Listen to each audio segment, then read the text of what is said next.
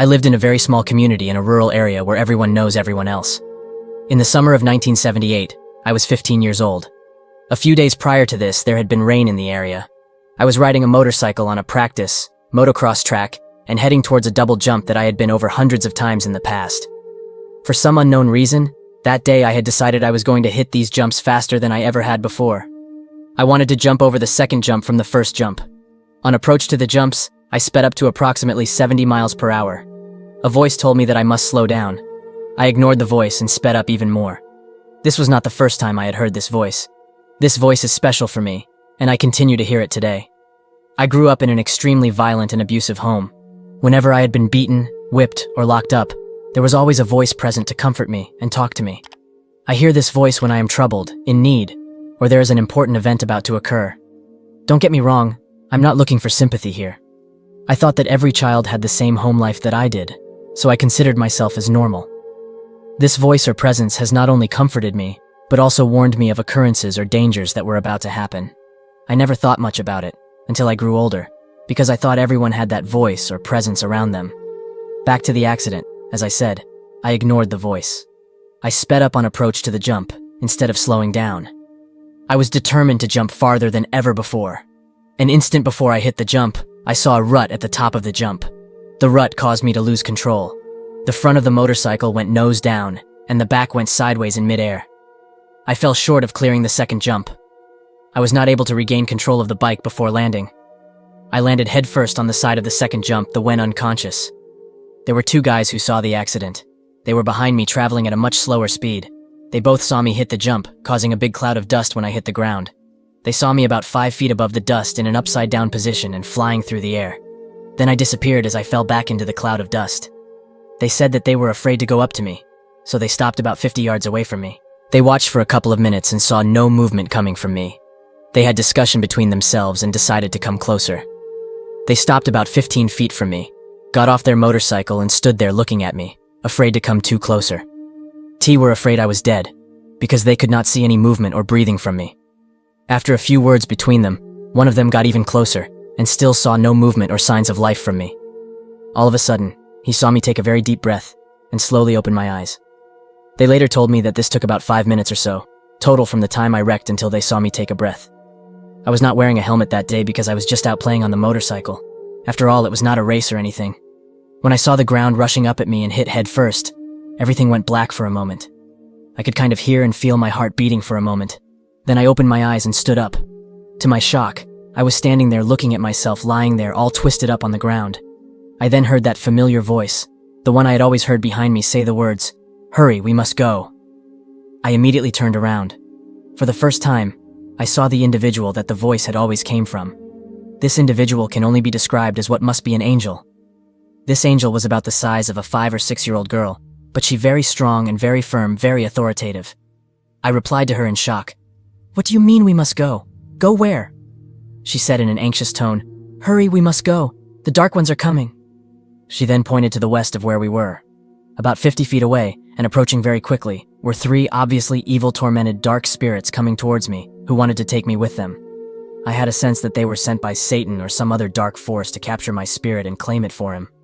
They looked like they were tangled together and rolling around each other in a swirling motion with a dark cloud surrounding them that was floating just above the ground. They were dressed in black robes and had pale and hollow faces with only sockets for eyes. I also sensed that one of them represented pain and suffering. One of them seemed to be lost and trapped in despair, and the third was just evil and bent on leading the others to capture me. He was clearly in charge of the other 2 and had a higher stature. I looked up at the angel who was floating just above my head as she extended her arm for me to hold on to her. She was dressed in a robe-like garment and what looked like a golden crown on her head. As we grabbed each other's wrist, she began flying upward. I looked down and saw the 2 guys who witnessed my wreck. I also saw the dark ones gathered around my body, and they were very angry and distraught that they had failed to get me. As the angel and I went upward, I watched the earth getting smaller and smaller. We then went into outer space and accelerated faster and faster until the earth disappeared. We passed by many, many stars and planets so quickly that they were like a blur. I began to look upward towards the direction we were traveling. This was very difficult because of the speed which we were traveling, required all the strength I had in my neck to raise my head upwards. The stars and planets were going by so fast that the light reflected off of the stars, and planets made it appear as though we were going through a tunnel of light. Finally, we arrived at a place that was like we had passed through a threshold or barrier to reach it. It was like a light golden clouded place that was suspended in space and illuminated with a soft, comfortable light. The feeling I got there was so wonderful. There was no hot or cold, no pain or discomfort, no hunger or thirst, and no want or need for anything. I had a feeling of the most overwhelming love that seemed to originate, radiate out, and saturate the whole place. This place was as perfect as you can ever imagine. I believe this place was heaven. The angel lifted me up to the edge of it where I had to grab onto and pull myself up. The angel said, "I have to go. There are others." This terrified me because I felt alone in this strange place. I looked over to my right, and there were two individuals standing at a podium with a book on it. The book would measure closed about 2 feet tall, 18 inches wide, and 2 inches thick. The two at the podium seemed to know me, and at the time, I knew them. I was told later in this experience that I could not go back knowing what I know about things. So later, I had a lot of the details of my experience taken from my memory before I was sent back. One of the men stood looking over the shoulder of the one in front of him. It was like he was supervising or advising the one in front. The man in front looked at me and asked, "Why are you here?" I looked up at him with fear and sorrow.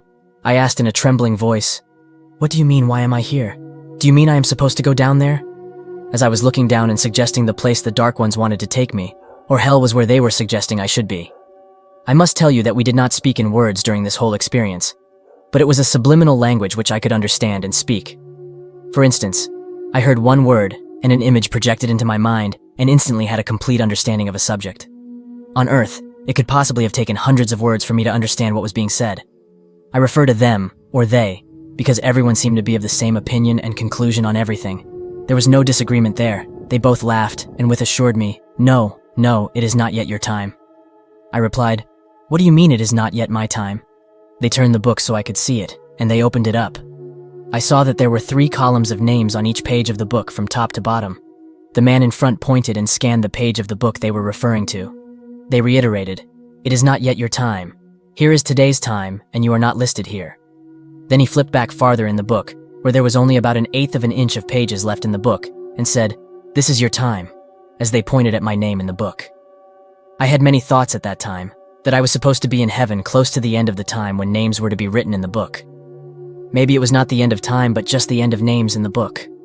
I understood that I was loved and I would be back. I told them, "But I am here now," and that I wanted to stay. They replied, "You must go back. You are a part of God's plan, and if you stay here now, this is all there will be for you," as they pointed deeper in the place where I was. I replied, "What do you mean this is all there will be? Do you mean there is a place better than this one?" They replied, "It depends on your works on earth, but we cannot send you back." I asked, "What do you mean I'm a part of God's plan, and I must go back, and you cannot send me back?" They said, "We will take you to God. He will know what to do." The two took me to a place where God was. He was sitting in a higher place in heaven. As they lifted me up towards him, I could see he was sitting Indian style with his legs crossed. He was dressed in some off-white colored robes. God leaned over and put his hands down towards me, as you would a small child that you are about to pick up. He said, "Come." I lifted my hands up to him. He took my hands in his, raised me up, and set me down in front of him. His hands were the largest, strongest, and toughest, yet softest, warmest, and gentlest hands. I was afraid to look at him. He laughed and said, "You humans all have the same belief that you cannot look upon me." He seemed to be very pleased with us. I slowly looked up at him. He was very large. I would guess around 10 feet tall. His hair and beard were a whitish gray, and he had a very pleasant face. I was almost breathless. God put his hand on my head. He was able to see everything and feel everything that I had done in my life. He saw if I was sorry for the bad things I had done, how I felt in my heart at the time I had done things, how I felt afterwards, and whether or not I apologized or made the bad things right. He also saw all of the good I had done in my life, and whether or not I was truly good, or if I was doing good things to get something, and how I truly felt at the time. He weighed the good and the bad in my life and said, "Yes, you are good." He then said, "You are a part of my plan." He showed me a picture of myself as an older man with a boy. I understood the boy was my son who was pushing the wheelchair I was sitting in because my neck had been broken in the motorcycle accident I just had. I understood this to mean that I was paralyzed and that my son had to take care of me. I asked, "Where is the boy's mother? "Is she dead?" He said, "She is gone to the west." This was the future since I was only 15 years old at this time. Later, I did marry and had a son with my first wife when I was 23 years old. When my son was 1.5 years old, she divorced and left us and went to California never to come back. God then told me, "You can stay, but I want you to go back because you are a part of my plan." I asked, "What do you mean I am a part of your plan?" It was then shown what my part of God's plan was and how each of us affect all those around us. I was shown that there is a reaction to all our interactions, like a domino effect of good or bad. I was made to understand that if I stayed there, that God would have to change millions of events in order to make his plan work, because I would not be there to make it happen. I told God, "I will go back for you if it is a part of your plan," which I had a complete understanding of at the time. "But if I go back, can you fix my neck? Not for me, but for my son, so that he does not have to take care of me. It is bad enough that his mother is gone." God agreed and said, "You will not be allowed to remember and keep all of the knowledge you have gained here because mankind will not understand, nor can they know what my plan is for now." With that said and understood, God took me back to my body. It was almost instantly in comparison to the journey to heaven with the angel. He placed me back in my body and was leaving when I realized he had not fixed my neck. I said, "Wait, what about my neck?" God then came back and put his hand on the back of my neck. My neck began to crackle, pop, and make noises as things were going back in place. The warmth of his hand on my neck was a healing type of warmth. God began to leave and I noticed that my neck still was not right. I said, "Wait, there is one more thing out of place." God said, "That is to serve as a reminder so that you will never forget what has happened." God then went back to heaven. I began to wake up. Everything went black once again like it had before.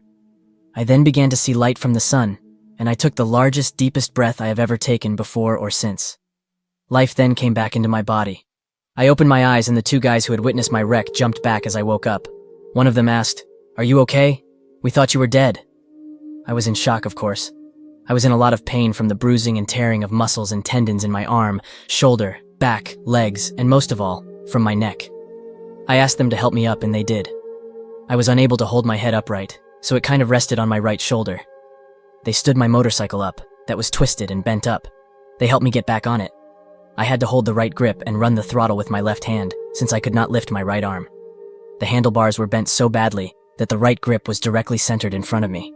This helped me be able to hang on, as the two guys push-started the motorcycle with me on it, since I could not kick-start the motorcycle. I was able to go at a very slow speed, and did not know if I could make it home or to the hospital. It just so happened that a friend of mine, who lived about a quarter mile from the track, was out in front of his house working on his car. I was able to idle up to where he was and just let my motorcycle fall over next to his car. He asked if I was all right. I replied, "No, I just died and came back. I need to go to the hospital." He laughed and said, "What?" I told him again that I had just died, went to heaven and came back. We talked about it in detail later. He picked me up and set me in his car. He drove me to the hospital and carried me inside to the emergency entrance. The people at the hospital started asking me questions, some of which I answered, and some that I could not because I was thinking about all that had just happened. They called my parents who came to the hospital and signed papers, so that a doctor would take care of me. They tried to x-ray my neck since it appeared to be the most severe injury I had. When the x-ray film was developed, they put it up on the screen so that the doctor could look at it. To their surprise, my neck was whited out on the x-ray. In other words, you could see my eye sockets and skull above my neck and a couple of vertebrae below my neck. But the area of my neck appeared white with no definition. They decided there was something wrong with the film, so they x-rayed me 2 more times. They looked under the x-ray table and examined their film, trying to figure out why my neck was whited out. I think it is because God touched me there, and his healing power somehow radiated energy which washed out the x-ray film. The x-ray staff finally gave up and said that they did not think my neck was broken. My arm was torn up and they x-rayed it successfully, but it was not broken. They did not have a sling for me, so the doctor taped my right arm to my left shoulder and sent me home. He said he would not give me a brace for my neck because he thought it would take longer to heal. I have shared this experience with very few people in my life. Those who know me, believe me. Some of those who do not, try to give me an explanation of what they think I imagined, and some believe. I swear to you that this is the truth, and this is what happened. This was real. I did not become a preacher or anything special in my life, but I have been able to help a few people who have problems or were at a bottom point in their life. When I am needed by others, I seem to have the right words to help them at the time.